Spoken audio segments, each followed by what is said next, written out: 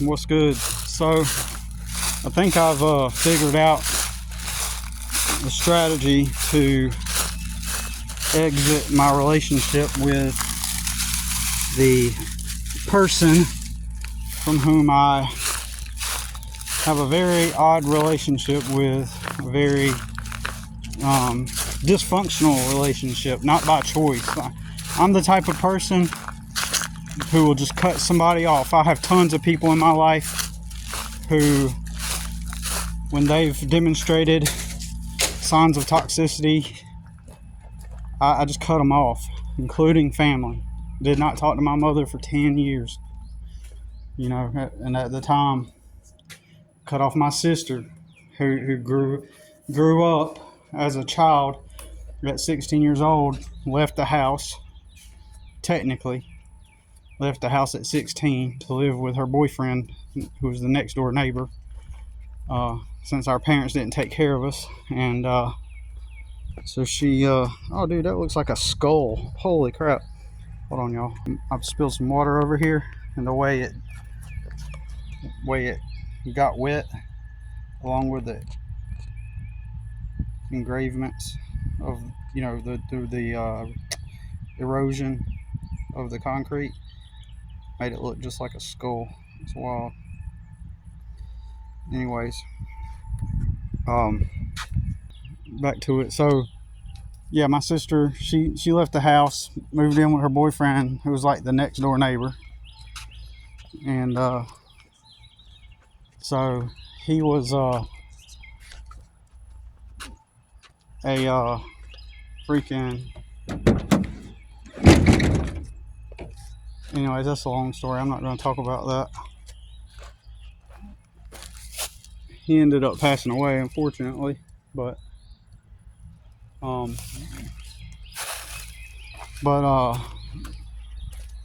so at one point, my main point with her is she's always been taken care of. She's always had somebody to take care of her, and then when her kid's dad left, she already had a place to live, and so all she's got to do is just pick up where he left off and just maintain that. And this is not against her, but she practically had a disabled kid, and I'm pretty sure he probably got some kind of benefits too, and I'm pretty sure that contributed to her means to be able to maintain that life. But I don't know her business, but I bet you if we broke it all down, she was never in a worse place than me financially, from a financial perspective. From a purely basic stability perspective, she's always had a place to live. But one time she told me, like, I used to be furious about having to work for other people. I hated working for other people. I'm gonna put you down on the ground while I trim this bush, okay? So I hated working for other people. I hated having to get extra jobs, having to work to get extra jobs for nothing, because I never had a place to live. Working extra jobs, never getting ahead, never having a place to live.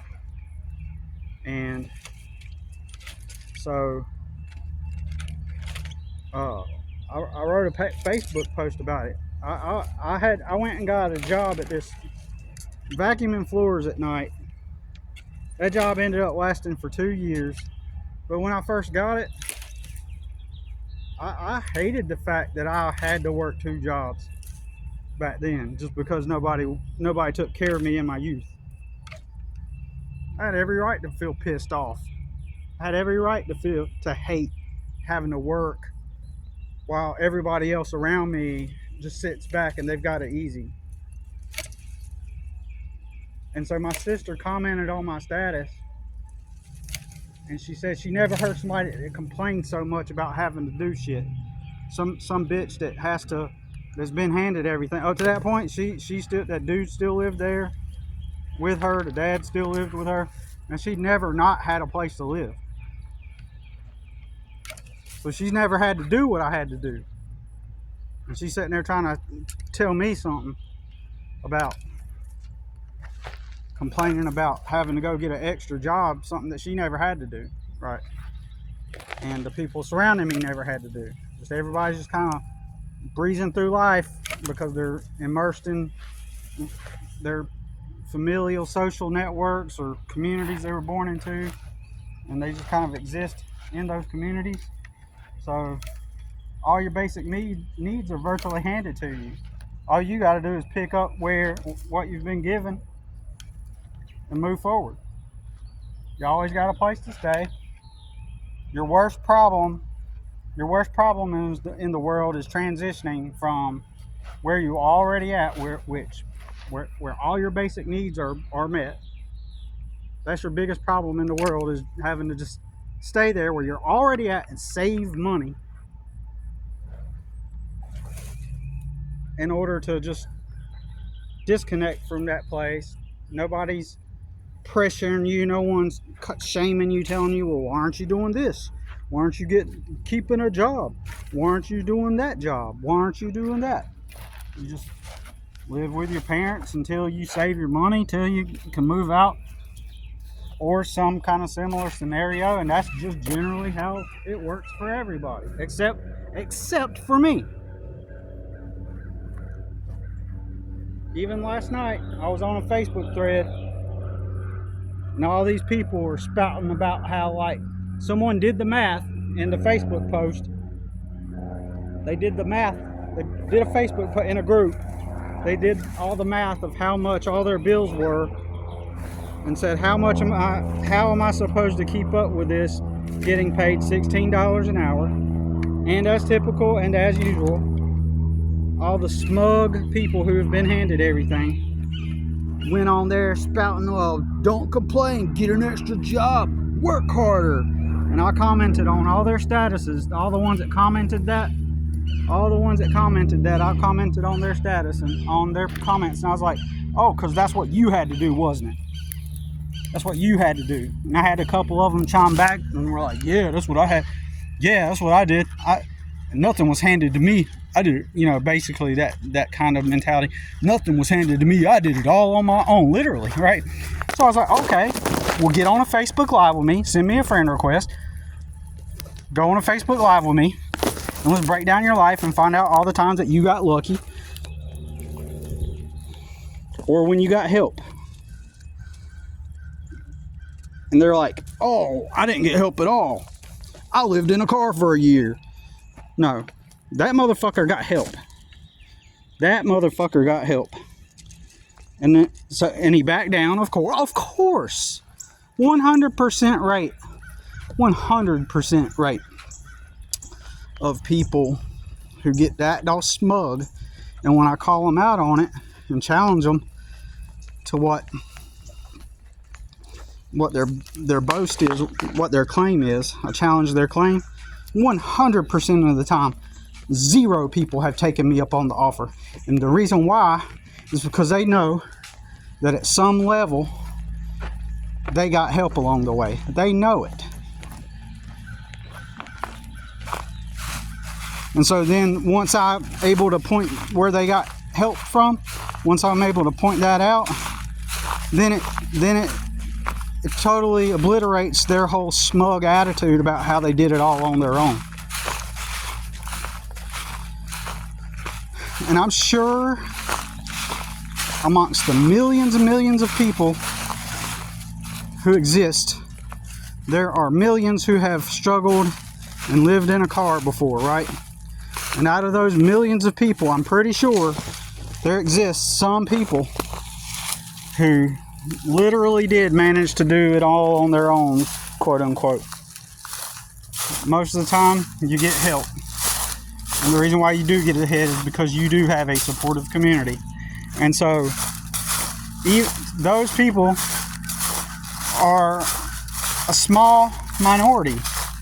They don't represent real reality. So someone that lived out of a car, who quote unquote did it all on their own, that is not proof that that it's a universally applicable thing where, that doesn't mean that everybody is in a position to where they can survive and build on their own, right?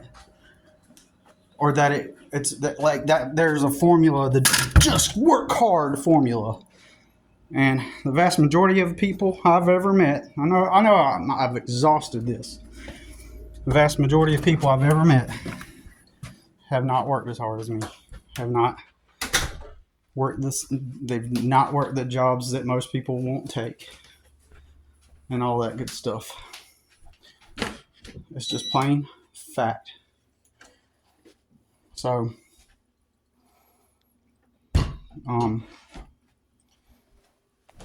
so anyways,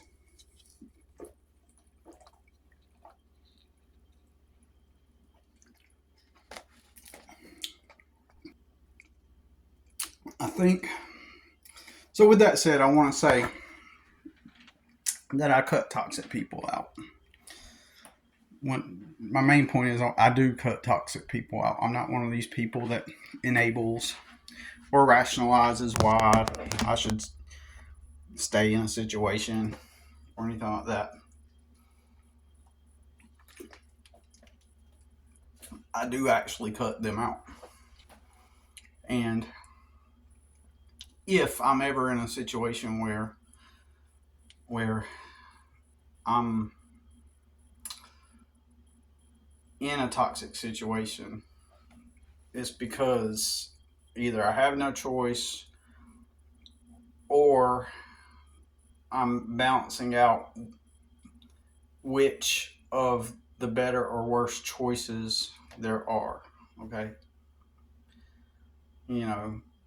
Is it easier to leverage right now living at this lady's property by staying or leaving? That's what I've had to say for 2 years.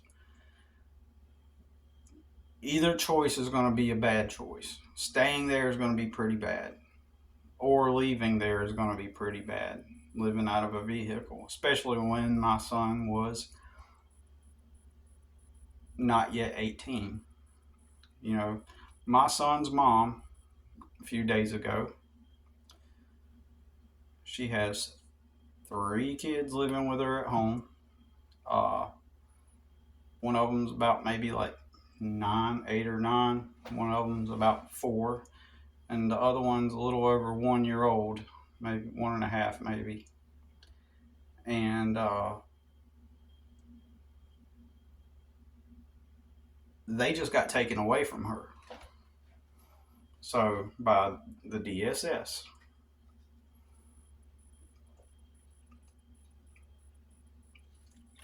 A few days ago. And so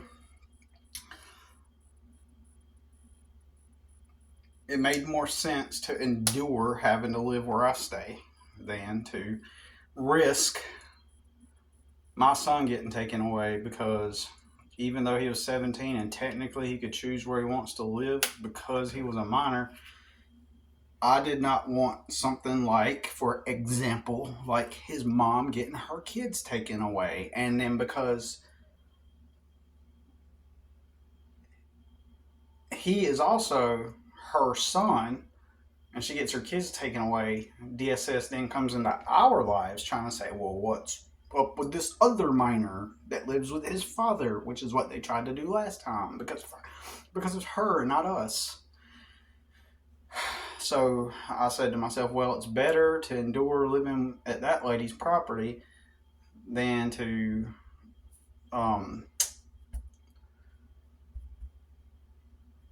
be out living in the truck. So at each interval, at each moment in time, I have consciously, every week, every day, every month, every day, every week, I analyze my current circumstance and I say, what is the best thing that I can do for myself right now, in this moment, in this circumstance, that is going to set the stage and create a scenario where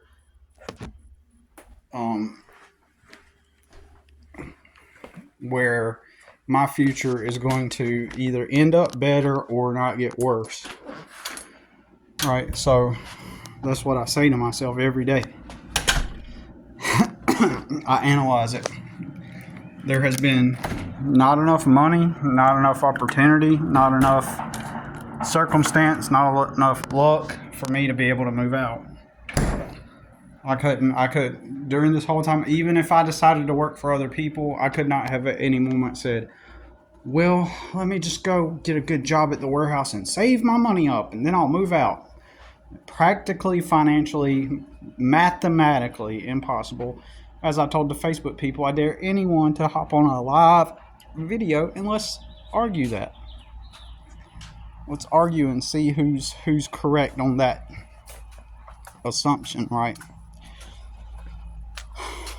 And I will win because the math doesn't lie. Practical truth and the reality of math does not lie. It tells the truth. There aren't any jobs working for other people that would pay me enough to be able to live there where I stay and make enough money to save for a deposit and to move out, period. Now, I got a new truck.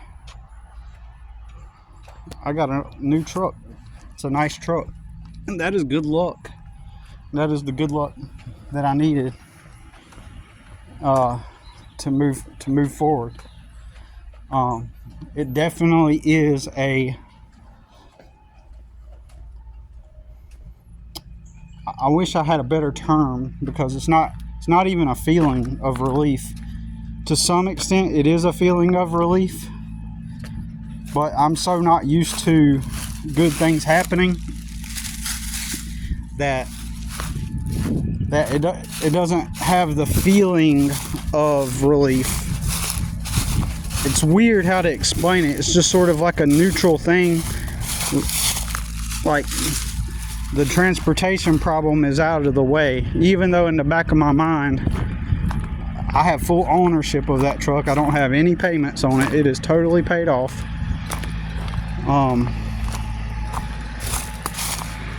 And someday I will go into how I got the truck. Okay. As I've mentioned a lot of times in the past, there's a lot of things that goes on behind the scenes that I don't talk about. And let's just put it this way. 10 years ago, I decided not to work for myself. I decided not to work for other people. And I decided to work for myself. And that had a lot to do with it. Had I remained at a warehouse, you think I would have a 2018 Ford F-150? No. So, I'm always aware that somehow the since it's in my name and it's the child support enforcement discovers I have a high valued vehicle and they decide to create a false case again that I have to fight off. And because I showed my ass to those people, I've always wondered if someday they kind of got me on some kind of special file to where they check in on me every now and again, and just to stick it to me, just to show me who's boss, they come back another round to intimidate me and try to open up the case and say, well, you never paid off this debt, you owed it, even though his mom and I signed a paper saying that I don't owe the debt. She signed the paper, I signed the paper, proclaiming that there was never any debt. And initially she was the one that started this, and then after that the state just ran with it. Then it became them coming after me. But she and I signed a paper where it states that there is no debt, so please shut down that account. But I wouldn't put it past them to keep me on reserve, because I've also made a couple of public Facebook posts that really drill into their corruption. And so they might want to send a message and show me and other people who is boss. I mean, I wouldn't put that past them. And one of the ways they could do that is demand payment or put a lien on my truck and then take my truck away. So always in the back of my mind, that's a thing. And I need to get a lawyer. I need to get some extra money to hire an attorney who will write letters to the Child Support Enforcement Agency, because they always ignore me. They always hang up on me. They're very rude. I can get on there, very nice and normal and rational, and they will instigate. They will become rude for no reason, because that's their job, to scare people and to be intimidating and be fucking bullies in the land of the motherfucking free, home of the brave, motherfucker. USA, where as a man,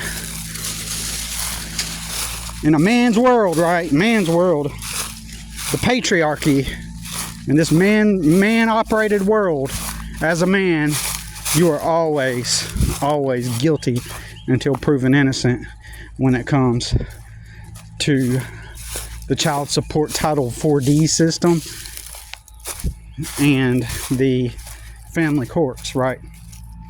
So, land of the free, home of the motherfucking brave, motherfucker, right? The brave! Stick your head between your motherfucking legs and know who's boss, bitch. This is the land of the free, and we're the Title 4D agency and the family court, bitch. In the land of the free, who do you think you are? What do you think this is? The land of the free, bitch? This is the land of the free, but you better get down on your knees, boy, and put our balls in your mouth, bitch. In the land of the free, we'll show you freedom. We'll show you what it means to be a free fucking man. Bitch, you're our bitch. You know, that's their attitude. And then when somebody comes along like me, who's all defiant and gets in their face, surrounded by sheriff's deputies in a little room, and then have the deputies that same afternoon come roaming through your neighborhood, pretending to look for you and acting like, oh yeah, we got our eye on him. Y'all might think that's not true. That's an actual true story. But look, all these years so far, I'm still here. Makes you wonder, why am I still here? So why am I still here? Because I was right all along, and they were bullies, right? Am I right or am I wrong? I'm right. But anyways, trying to get back to the point. To be clear, I am the type of guy that will distance myself and cut off toxic people as much as possible. However, my low socioeconomic level, to some extent, enmeshes me into toxic people dynamics. And as I mentioned before, I even moved out of that last apartment, before I started living on this lady's property, I said, oh yeah, there's always somebody that's going to help you when you're poor like me, when you don't have access to community and resources. There's always somebody that's going to help you, but it comes with a price. It comes with a price where that price is that the people that will help you when you're at a low point are the people that see you as a tool.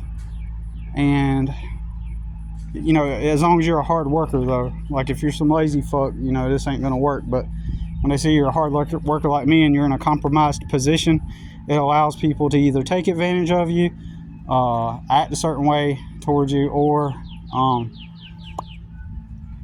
you know, it's a bad place to be in. So it opens the door for toxic people to come into your life. Really, it really does. So that's all it really boils down to.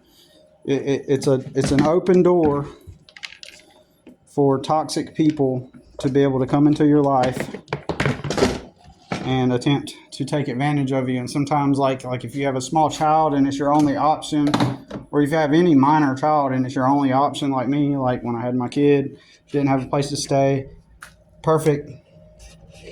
The help that did actually come to me was some crazy warehouse lady, right, in charge over the warehouse, nationwide, international The international warehouse manager, the final boss of literal disgruntled warehouse managers. Isn't that crazy that I could predict that like clockwork? Isn't that crazy that I can predict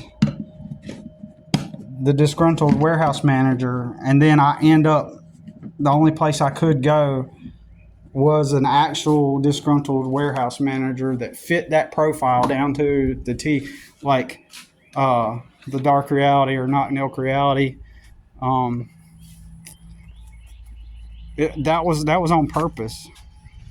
That was on purpose. It wasn't an accident that someone that fit that profile ended up being the only person that would help me, and the only reason why she did, quote unquote, help me with the deal that we have is because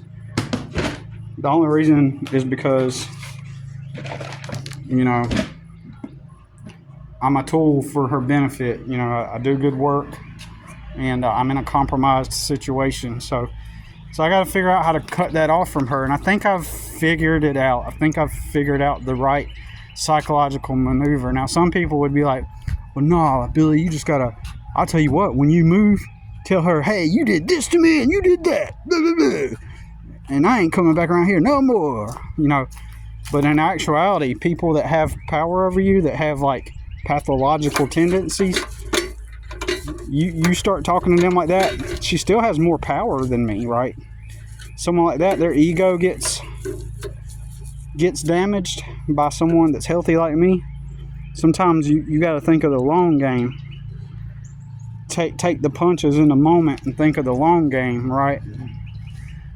If she went off on the deep end and got offended, or because I'm still in a compromised position, but if she got offended or took something the wrong way, or anything, she still has power over my reputation. She's makes tons of money working for a major corporation, right? So she's high up in the corporation. Not only does she have the money, she has the connections to just utterly destroy my life, and she knows who my brother is. So someone like her could easily just reach out to my brother, and then they could bring that. And for those of you who don't know, my brother is famous, and he's a toxic person. And so because of that, he's got a lot of pull and leverage now, right? So I'm surrounded by all these people that have toxic people that have leverage, right? They have leverage over me. They have leverage over a lot of, they have pull and power. Somebody like me that's healthy mentally, surrounded by a bunch of toxic people who have pull, power, and leverage, they can't stand people like me. They can't stand somebody with me that has balls and whatnot. And sometimes you just got to take the heat when you don't have power. Not having power is not being weak. It just simply means objectively that. It's not deeper than that. All it is a power imbalance. It's not even deeper than that. It's just a power imbalance where I just don't have the power in the dynamic. And they have control. And you hurt their little egos, and they got a lot more power than you. You can strategically and tactically play the weak person. Strategically and tactically play the weak person. This is even in the art of war. So what I'm doing is not weakness. It's tactics. It's strategy. In the art of this war, that is my existence. My life, right? God damn, we got a tractor to my left and a lawnmower to my right. Not milk? Yeah. What did I say I was going to start calling my version of not milk? Can't remember. Even though I'm pretty sure Matt probably wouldn't care if I use not milk, I just don't want to like copy his word that he came up for it. I want to create my own word. But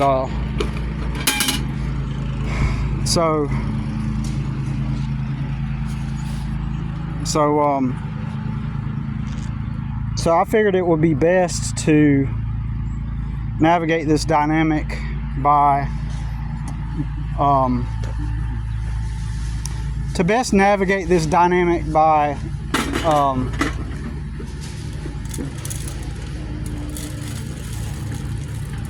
being mindful of the future. I'm not going to react in the moment. I'm going to be tactical. It's best to leave a battle without fighting a war.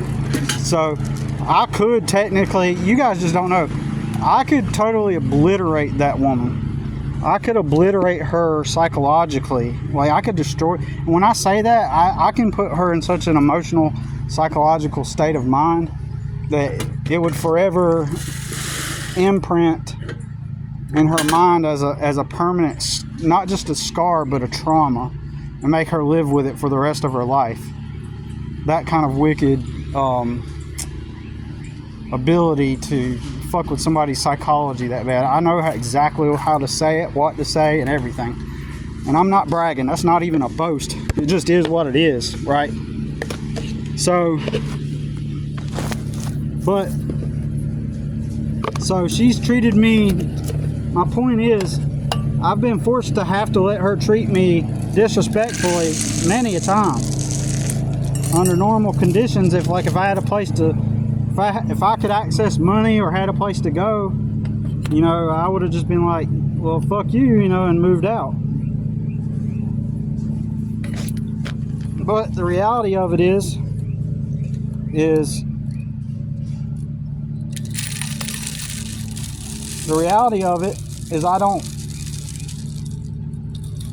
I've had to suck it up. And I've been trying to think of the best way to exit without, because these narcissists, like my brother, he was quote unquote dating this girl recently. My famous brother, he was like quote unquote dating this girl. And if you want to call it that, I don't even call it dating, but in their minds, I guess it was dating. But my brother, he doesn't have experience with women like that, so he doesn't really know what he was doing. But anyways, so she, you know, they split up, and because he's a narcissist, he needed the last, he needed the last control frame in that dynamic. He needed to try to find the control in that dynamic, because he lost the control.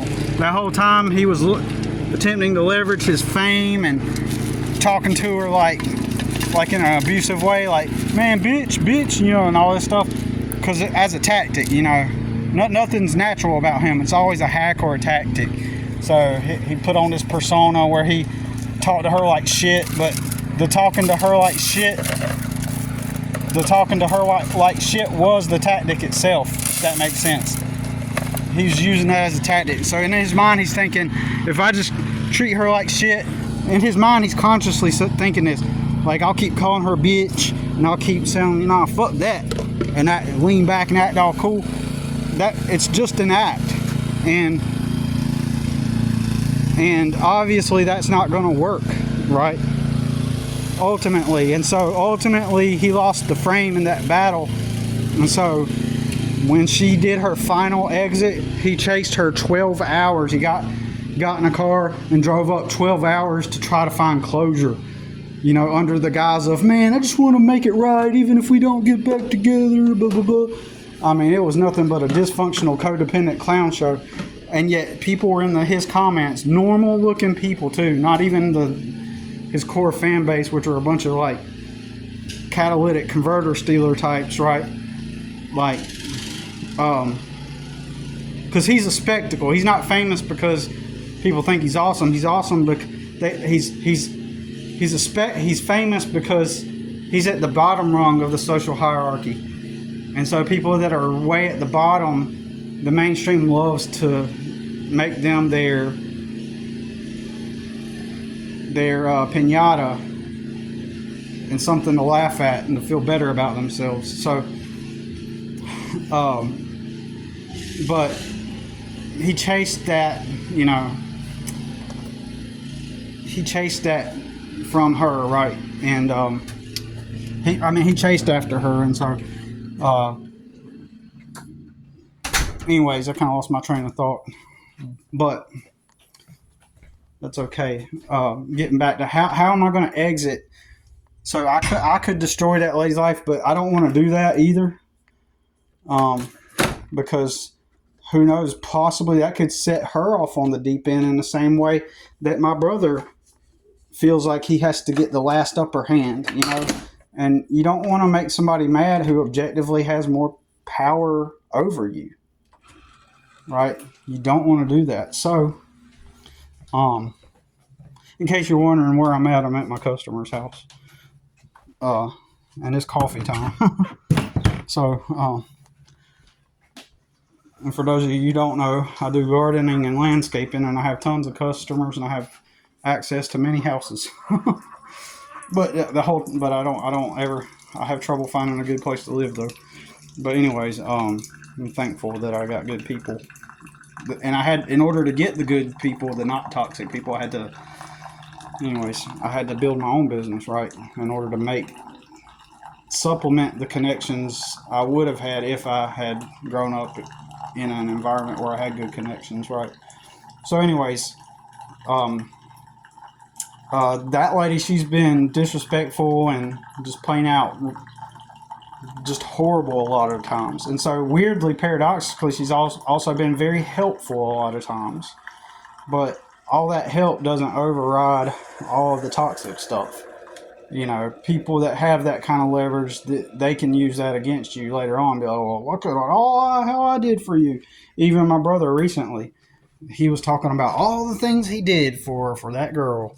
Like, all the things I did, you know. It's pure narcissism. Oh, and I was going to say, people that were in his comments, like normal-looking people, not his core base of catalytic converter stealers. Normal people just viewing their quote-unquote relationship that lasted from around about December. They were talking, and then they've been talking for a few months. What? Dude don't got no experience with women. Has no experience with women, man, and it shows. If you're a guy that has experience with women, you know that dude does not have experience with women. Just the whole way it went down. But everybody in the comments are like, oh, but you were so good to her. Oh, she was so horrible to you, and blah, blah, blah. Normal people, like, perceiving this as if it had been an actual real relationship. Insane. People are frankly delusional. So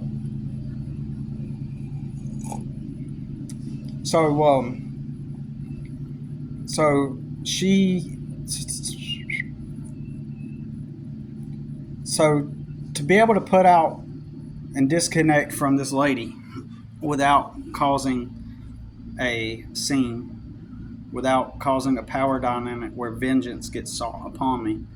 Because when you're in a weak position like me and you're perceived as like this weak person that people can take advantage of, what happens when you do finally fire back, like they nibble at your feet like little piranhas or little puppy dogs, right? And they nibble at your feet all this time, and they're unaware that you're just this massive, you know, grounded strength. Like you're this you can be this arm of fury, that you can be this hand of fury and arm of disaster at a certain point, and you crush them and you give them a good blow. It makes them feel some type of way.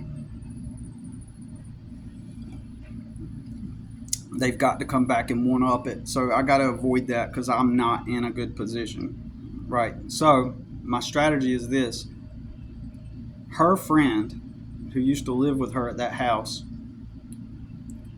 a while back they got into an argument, and then they cut off the friendship completely. And the lady where I stay, she says, you know, her friend's name's Chris, and she's like, Chris said things I could never forgive. It's completely unforgivable. but they ended up making up because the lady hoovered back into Chris's life without going into details, because I don't want to take away from the main point. She hoovered back into their life after their friendship ended on a very vile, cutthroat note. Interestingly, they're friends again.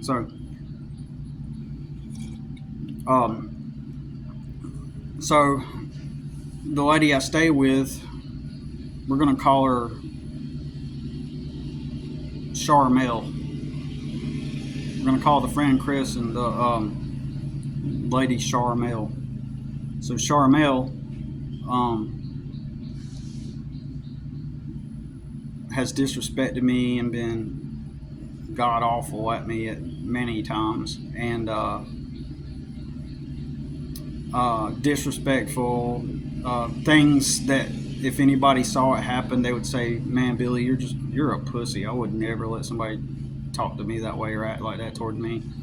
And that's because you got a place to live, don't you? You got your parents that you could always fall back on, don't you? You got life on easy mode, don't you? So you don't have to navigate life like this. Anyways, so somehow Chris found out about it. When they had their falling out, I was with Chris and Chris's sister, and they were saying, yeah, she's like, she treats you pretty bad, don't you?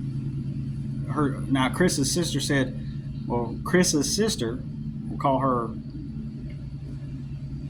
Carla. Carla told me that, well, Chris said that Charmel treats you like shit. Like, the thing is how does Chris know? And how does Carol know? Did I say her name was Carol? Anyways, how did the two sisters know that Charmel treats me like shit if it's never happened in front of them? I can only assume that Charmel has boasted or bragged about it at some point.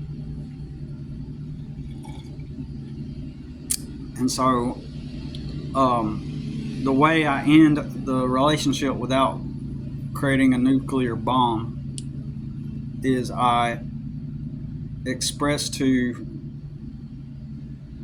so I quit mowing. It was time to start mowing season again, right? And Chris asked if I could come to her house, if I can come mow at some point. And I said, I'll get back with you next week. Well, the week went by. I didn't get back with her because I was too busy. I really was. Plus, I don't make any money off of her property anyway, right?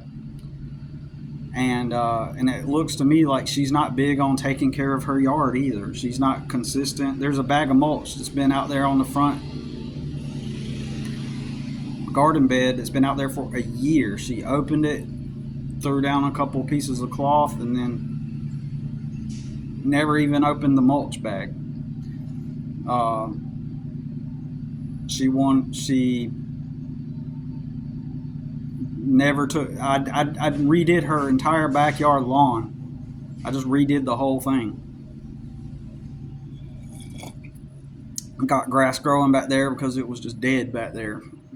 And then ultimately, she never kept it up. So I realized, and I was charging her super cheap because strategically, without getting into too much detail, because she was Charmel's really good best friend, I charged her really cheap, way below what I would charge, virtually not even making any money off of it, practically, like almost making no money off of it, but just maybe go over there, like she cuts hair, so I was getting a haircut and every now and then, and cutting it for like $40 or something every 2 weeks. Something like that. Whatever it was super cheap. And I saw that. And so I told her initially, I was like, you let me do this backyard, then what I'll do is I'll do the front yard. We'll try to do the front yard, do the grass, and then, because I want it to make it look good. And in my mind, I was trying to give her a good deal because I wanted to make her yard look really good so all the other people in that neighborhood could look at the yard and go, oh, wow, who does that yard? And I figured it was a win-win. Give her a really good deal as my entryway into that neighborhood, and then eventually I would earn a bunch of business. But it never came to that because I never made enough. I was even going to pay to do her front yard myself, pay for the stuff, and just do it myself, just as branding, just to show people. But the more and more I realized she wasn't really all about taking care of her yard, and I frankly did not have the time or the money to be able to even do what I wanted to do and to put money into it. Well, so I just didn't care. I didn't, and plus I'm moving, and I just, and I thought to myself I would have to give her like my real price this year because I'm just not in a position where I could do extra stuff, and I would have to just give her my real lawn price, which is going to be like $75 or something, probably $70 to do her yard, or 75, right? Um, and so last week, Charmel and I went to Chris's house to drop off some things at her house, right? Or earlier this week, and and I hadn't contacted her. And when I was there, I was like, "Hey, Chris, I'm sorry, I couldn't get back with you." And she was like, "Oh, that's okay, that's okay, that's okay. Oh, that's okay, that's okay." And then so Charmel mentioned it. She's like, "Man, you hadn't got back with Chris yet?" And I was like, "Yeah, I haven't had time." And it's true, but it's not worth the price either, especially when I got other people that are paying me way more.